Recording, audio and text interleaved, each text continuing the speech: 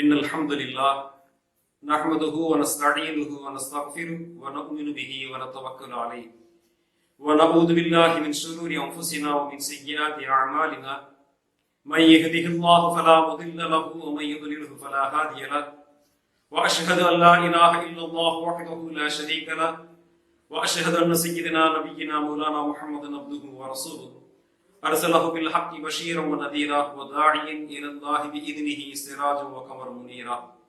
قال الله تعالى في القرآن العظيم والفرقان المجيد: أعوذ بالله من الشيطان الرجيم. بسم الله الرحمن الرحيم. إنا أعطيناك الكوثر فصل لربك وانحر. صدق الله العليم. سبحانك لا علم لنا إلا ما علمتنا إنك أنت العليم الحكيم. رب اشرح لي صدري ويسر لي امري واحلل عقدة من لساني يفقهوا قولي. ربي زدني علما ربي زدني علما ربي زدني علما فهما تفهيما. அளவற்ற அருளாளனும் நிகரற்ற அன்புடையனுமாகிய அல்லாஹ்வின் திருநாமத்தால் ஆரம்பம் செய்கின்றேன். சாந்தியும் சமாதானமும் ஈருலக தூதர் அண்ணலம் பெருமானார் முஹம்மது முஸ்தபா ரசூல் ஸல்லல்லாஹு அலைஹி வஸல்லம் அன்னவர்கள் மீதும் அன்னவர்களை பின்பற்றி வாழ்ந்த சத்திய சஹாபாக்கள், தாபீன்கள், தபா தாபீன்கள், நபிமார்கள், நாதாக்கள், நல்லவர்கள், நம்மவர்கள், குறிப்பாக நம் ஊர் மக்கள், நம்முடைய மஹல்லாவாசிகள், உலகிலே உண்டான கோடான கோடி மூமினான முஸ்லிமான ஆண் பெண் அனைவரின் மீதும் அல்லாஹ்வுடைய கருணையும் சாந்தியும் என்றென்றும் நிலவட்டுமாக. ஆமீன். அன்பானவர்களே, இந்த நிகழ்ச்சியின் மூலமாக உங்களை நாம் சந்திப்பதிலே மகிழ்ச்சி அடைகின்றோம். அன்பிற்குரிய இஸ்லாமிய சொந்தங்களே, கடந்த மார்ச் மாதத்தில் இருந்து நாமெல்லாம் அனுபவித்து வரக்கூடிய ஒரு மிக இக்கட்டான ஒரு சூழ்நிலை, இக்கட்டான ஒரு காலகட்டம், அது என்னவென்று சொன்னால் ஊரடங்கு என்பதாக. நாம் எல்லாம் பத்திரிகைகளிலே பார்த்திருப்போம், செய்திகளை கேட்டிருப்போம், மீடியாக்கள் வாயிலாக பார்த்திருப்போம், கேட்டிருப்போம். ஊரடங்கு என்று ஏதோ ஒரு மாநிலத்திலேயோ அல்லது ஏதோ ஒரு கிராமத்திலேயோ சொல்லியிருப்பார்கள். அதை பத்திரிகை வாயிலாக நாம் எல்லாம் பார்த்திருப்போம். ஆனால் இன்றைய காலகட்டத்திலே ஊரடங்கு என்று சொன்னால் சிறுவர்களுக்கு கூட தெரியக்கூடிய ஒரு நிலை ஏற்பட்டு விட்டது என்பதை நாம் எல்லாம் இந்த நேரத்தில் அறிவோம்.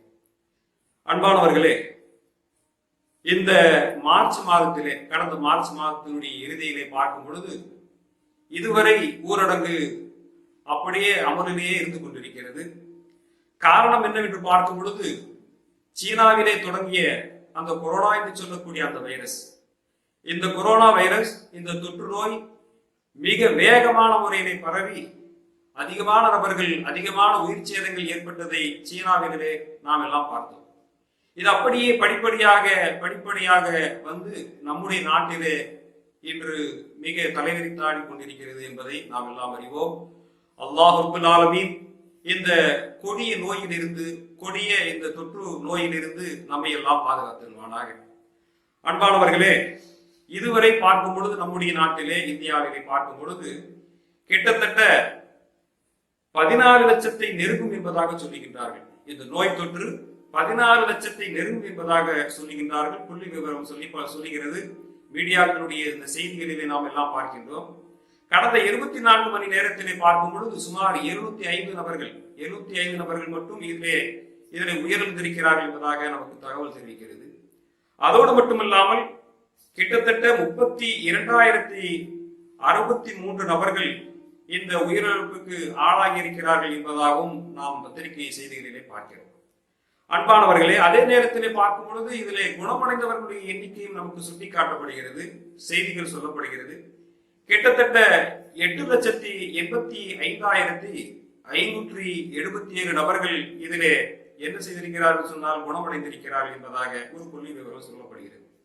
இதுவரையிலே சிகிச்சைகளை இருக்கக்கூடியவர்களுடைய எண்ணிக்கை பார்க்கும் பொழுது சுமார் 4 லட்சத்தை தாண்டி கொண்டிருக்கிறது என்பதாக சொல்லுகின்றார்கள்.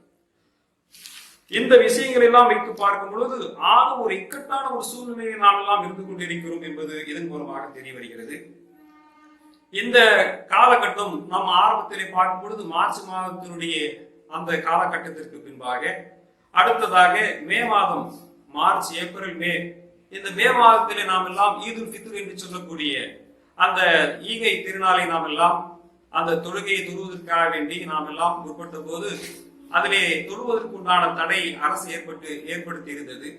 குறிப்பாக அரசு சொல்லக்கூடிய விஷயங்கள் என்ன என்று பார்க்கும் பொழுது, அரசு சொல்லக்கூடிய விஷயம் என்ன அப்படின்னாக்கா, அதாவது கூட்டம் கூடக்கூடாது. ஒட்டுமொத்தமாக ஒரு இடத்திலே ஒன்று கூடி நாம் அது இபாதத் செய்யும் பொழுது, வணக்க வழிபாடுகள் செய்யும் பொழுது அதிலே நோய் தொற்று அதிகமாக ஆகிறது என்பதைத்தான் அரசு சொல்லி ஒவ்வொரு இடங்களிலும், அதாவது பள்ளிவாசல்கள் மட்டுமல்ல, கோயில்கள், சர்ச்சைகள், இன்னும் பிற இடங்களிலே ஒன்று கூடுவதை அரசு மிக முற்றிலுமாக தடை விதித்து, ஏனென்று கேட்டால் அரசனுடைய நிலைப்பாடுகள் என்னவென்று சொன்னால் மக்களை காக்க வேண்டும் என்பதற்காக. அதே நேரத்திலே பார்க்கும் பொழுது இந்த தொற்று நோயின் காரணமாக, பல்வேறுபட்ட அந்த ஒன்று கூடலின் காரணமாக மக்களுக்கு மேலும் மேலும் தொற்று நோய்கள் ஏற்பட்டுக் கொண்டிருப்பதை நாம் ஒவ்வொரு நாளும் நாளொரு மேனியும் பொழுதும் மண்ணுமாக இந்த செய்திகளை கேள்விப்படும் பொழுது அந்த உயிரிழப்பினுடைய எண்ணிக்கையும் அதிகமாகிக் கொண்டிருக்கிறது, நோய் தொற்றினுடைய எண்ணிக்கையும் அதிகமாகிக் கொண்டிருக்கிறது என்பதை தான் நாம் எல்லாம் காண முடிகிறது. அன்பானவர்களே, இது ஒரு இக்கட்டான ஒரு சூழல். அந்த இக்கட்டான சூழலிலே அடுத்ததாக நம்மை அடையக்கூடிய வரக்கூடிய ஆகஸ்ட் மாதம் 1ஆம் தேதி, அதாவது துல்ஹஜ் பிறை 10 நாம் எல்லாம் செய்யவிருக்கின்ற மிக ஒரு சிறப்பான ஒரு நல்ல அமல், அது என்னவென்று சொன்னால் இன்னொரு பெருநாள் ஈதுல் அல்ஹா என்று சொல்லக்கூடிய ஈதையின் என்று சொல்லும் பொழுது 2 பெருநாட்கள். அதிலே இன்னொரு பெருநாள் ஈதுல் ஃபித்ர் ஒன்று, இன்னொன்று ஈதுல் அல்ஹா. இந்த ஈதுல் அல்ஹாவை நாம் எல்லாம் ஆர்வமான முறையிலே அதை நாம் என்ன செய்து கொண்டிருக்கிறோம், அதை எதிர்பார்த்து கொண்டிருக்கின்றோம், அந்த அமலை செய்வதற்காக வேண்டி காத்திருக்கின்றோம். ஈதுல் ஃபித்ரிலே இருக்கக்கூடிய அந்த பெருநாள் தொழுகைக்கும் இதற்கும் வேறுபாடு என்னவென்று பார்க்கும் பொழுது, சம்பந்தப்பட்டவர்கள், அதாவது வசதி வாய்ப்புள்ளவர்கள், ஜக்காத் கடமையானவர்கள், அந்த நேரத்திலே குறிப்பாக அந்த பிறை 10, 11, 13 நாட்களிலே குர்பானி கடமையானவர்கள், அவர்கள் என்ன செய்ய வேண்டும் என்று சொன்னால் தங்களுடைய அந்த பிராணியை அறுக்க வேண்டும். அதெல்லாம் இந்த சில விஷயங்கள். அப்போ இந்த இதெல்லாம் பார்க்கும் பொழுது ஈதுல் அல்ஹாவுடைய அந்த தொழுகையிலே நாம் என்ன செய்ய வேண்டும் என்று சொன்னால், ஈதுல் அல்ஹாவுடைய தொழுகை வாஜிபான அந்த 2 ரக்காத் தொழுது விட்டு அடுத்ததாக நாம் செய்ய இருக்கக்கூடிய ஒரு அமல் என்னவென்று சொன்னால், சிறப்பான ஒரு அமல் என்னவென்று சொன்னால் குர்பானி கொடுப்பதுதான்.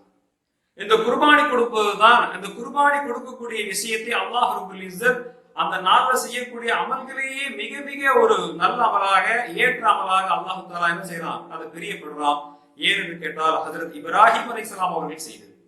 இப்ராஹிம் அலைஹிஸ்ஸலாம் அவர்கள் என்ன செய்தார்கள், எதற்காக வேண்டி அவர்கள் செய்ய வேண்டும் என்று பார்க்கும் பொழுது இது இறை கட்டளையாக இருக்கின்றது, இறை உத்தரவாக இருக்கின்றது.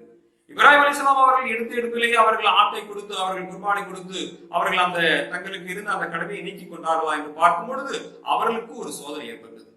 அந்த சோதனை என்னவென்று பார்க்கும் பொழுது அவர்களுக்கு கனவிலே காட்டப்பட்ட விஷயத்தை நாம் எல்லாம் இதற்கு முன்பாக பேசி உலமாக்கள் பேசிய அந்த விஷயங்களை நீங்கள் பார்த்திருப்பீர்கள், கேட்டிருப்பீர்கள். எனவே இப்ராஹிம் அலைஹிஸ்ஸலாம் அவர்கள் ஆரம்பமாக என்ன செய்தார்கள், ஆரம்பமாக அவர்கள் செய்த அந்த விஷயம் என்னவென்று பார்க்கும் பொழுது அவர்கள் அல்லாஹ் சொன்னார், என்ன சொன்னார் என்று சொன்னார், உங்களுடைய மகனை நீங்கள் அறுத்து பலியிட வேண்டும், உங்களுடைய மகனை நீங்கள் அறுத்து பலியிட வேண்டும் என்று அல்லாஹ்வுடைய கட்டளை. அந்த கட்டளையின் பிரகாரம் இப்ராஹிம் அலைஹிஸ்ஸலாம் அவர்கள் அதிலே உறுதியாக இருந்தார்கள். நம்ம நினைச்சு பார்க்கணும், என்னமோ பெற்றெடுத்த பிள்ளை இப்ராஹிம் அலைஹிஸ்ஸலாம் அவர்களுக்கு காலதாமதமாக மிக நீண்ட நாட்களுக்கு பின்பாக கிடைத்த அந்த ஒரு பாக்கியம், புத்திர பாக்கியம், செல்வம், அந்த குழந்தை செல்வத்தை அல்லாஹ் சொன்னான் என்பதற்காக வேண்டி உடனடியாக அவர்கள் என்ன செய்தார்கள், துணிந்து விட்டார்கள். துணிந்து விட்டதற்கு பின்பாக இதிலே நாம் அந்த விஷயத்தை பார்க்கும் பொழுது சோதனைகளிலே மிக ஒரு கடுமையான ஒரு சோதனை. பெற்ற குழந்தையே போய் அறுக்கிறது சாதாரண விஷயமா, யோசித்து பார்க்க வேண்டும்.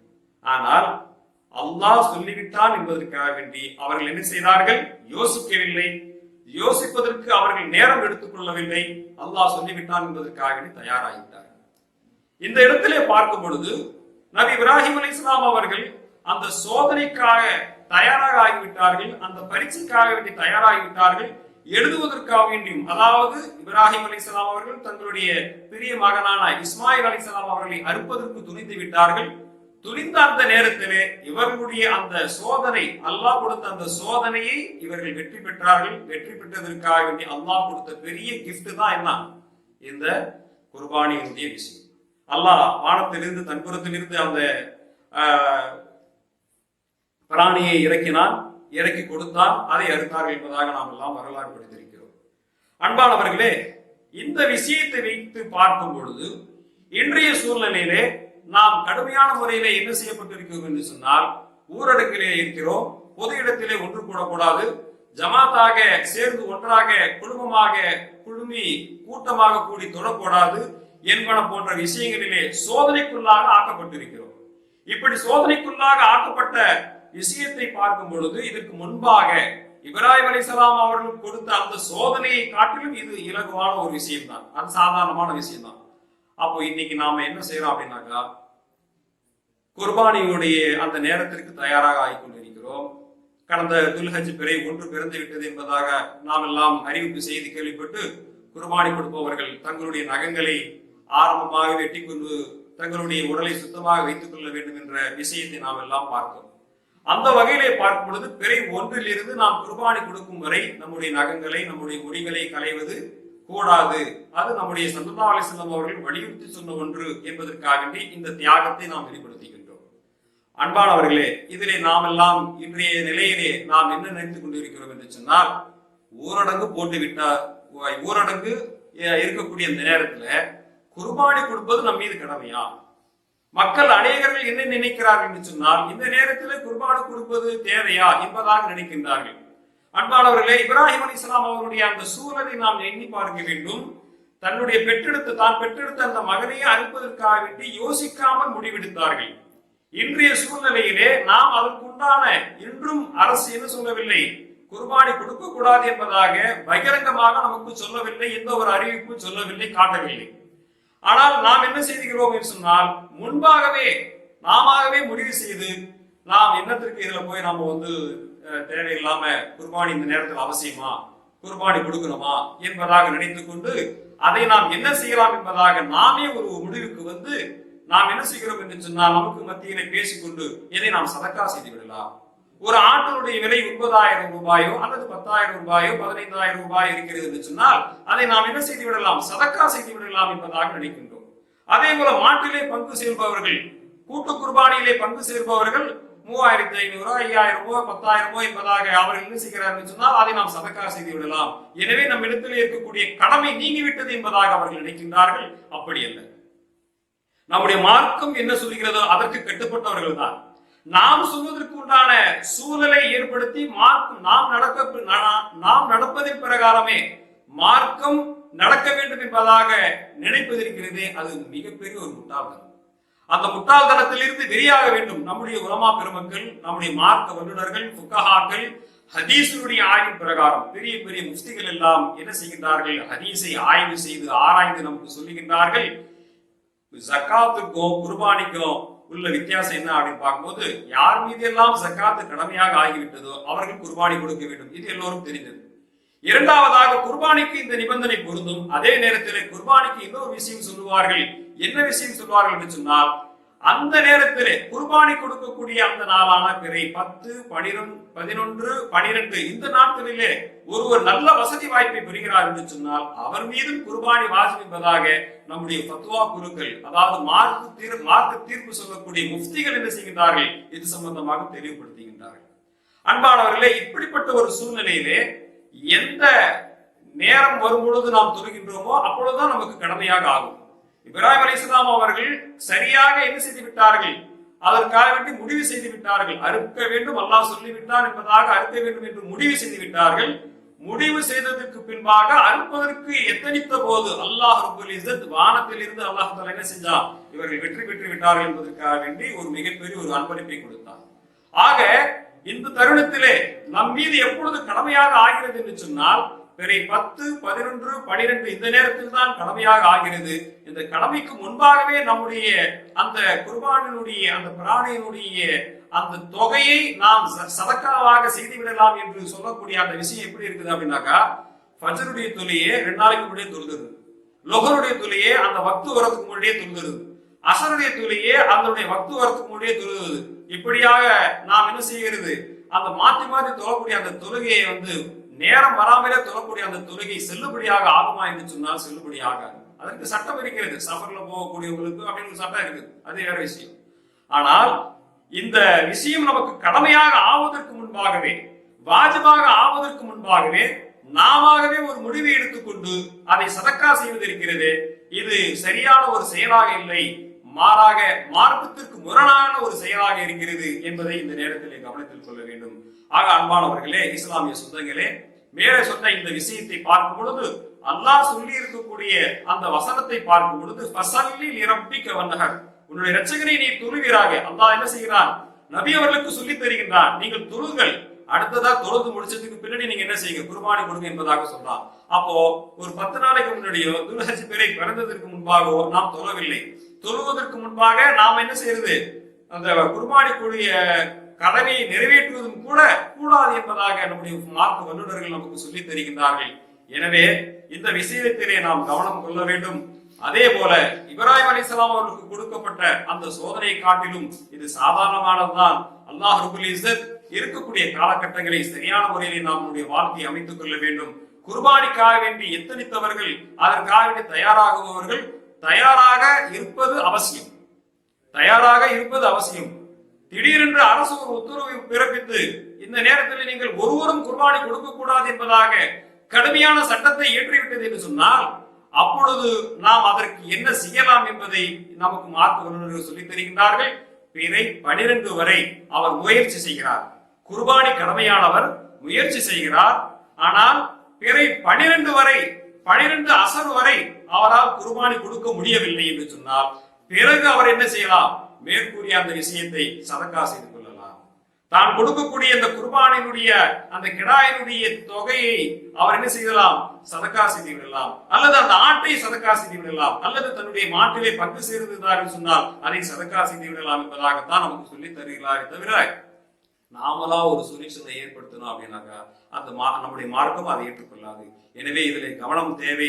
அதோடு மட்டுமல்லாமல் இன்றைய காலகட்டங்களிலே குர்பானி சம்பந்தப்பட்ட விஷயத்தை பார்க்கும் பொழுது குடும்பத்திற்கு எல்லாத்துக்கும் சேர்த்து என்ன செய்யறாங்க?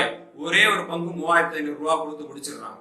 ஒரே ஒரு பங்கு 3500 ரூபாய் ஒரு பங்கு கொடுத்து முடிச்சிடுறாங்க. அந்த வீட்டுல தகப்பன் சம்பாதிக்கிறார். அந்த வீட்டுல பார்க்கும் பொழுது அவருடைய மகன் சம்பாதிக்கிறார். அந்த வீட்டிலே பார்க்கும் பொழுது அவருடைய சகோதரர் சம்பாதிக்கிறார். எல்லோரும் நல்ல நிலையிலே இருக்கின்றார்கள். இன்னும் சொல்ல போனால் ஜகாத்திற்கு தகுதியானவர்களாக இருக்கிறார்கள்.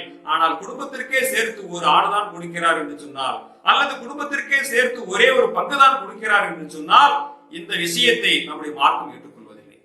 யார் ஒருவர் நிசாப் என்று சொல்லக்கூடிய அந்த அளவை எத்துகின்றாரோ, குறிப்பிட்ட அந்த நிசாப் என்று சொல்லக்கூடிய அந்த அளவை எத்துகின்றாரோ, அந்த அளவை எத்தும் பொழுது அவர்கள் கண்டிப்பாக அவர் மீது குர்பானி வாஜிபாக ஆகிவிடுகிறது.